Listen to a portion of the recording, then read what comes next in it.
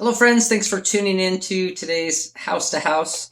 I am holding in my hands a medication for Diamox. Diamox is supposed to be helpful to treat AMS, which is acute mountain sickness, which can happen over about 8,000 feet. And so for the first part of my sabbatical journey, when we will be hiking in Peru, and the second day we'll go up to 15,000 feet.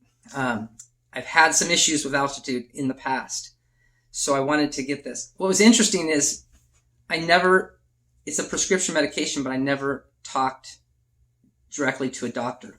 I went online. I made an appointment with a web doctor who sent me one text asking me to describe what I needed. She sent another text saying it would be at the pharmacy. 2 texts. I never met the doctor. I don't even know if it's a he or she.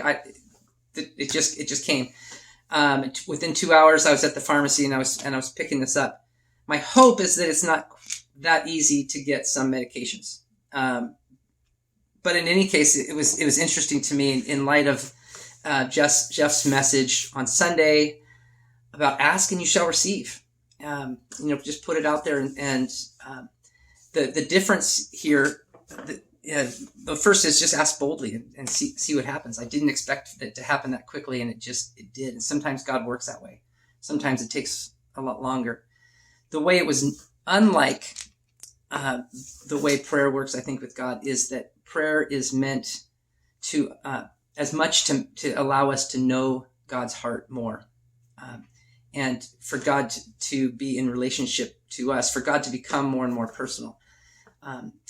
As we look at the story of sending Christ to earth, we see that as a part of the bigger picture of who God is, this strong desire for God to know us personally.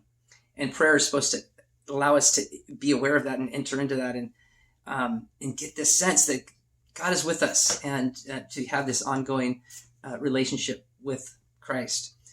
2 Corinthians 1, our passage for the day, talks about our yeses and our nos. It's talking about Timothy and Silas that Paul was working with.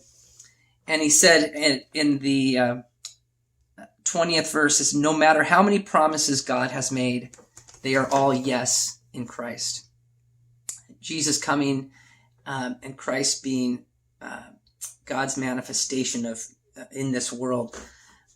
All of the promises God has ever made become yes in this fulfillment of this promise. And that's just such a fantastic reminder. Sometimes we maybe wrongly assume that means everything we ask of God is going to be a yes.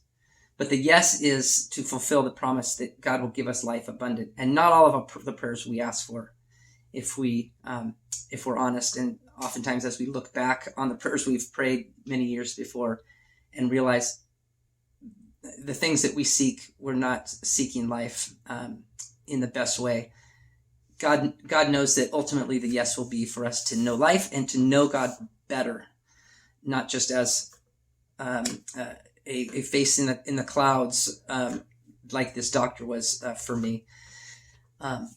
But all of prayer and all of our requests are meant to draw us closer to God. I pray that you have some time with God this week, that you would be able to sense this personal God being real to you, that all of our prayers would be yes in Christ as you ask God for what you are longing for. Have a great day. We'll touch base soon.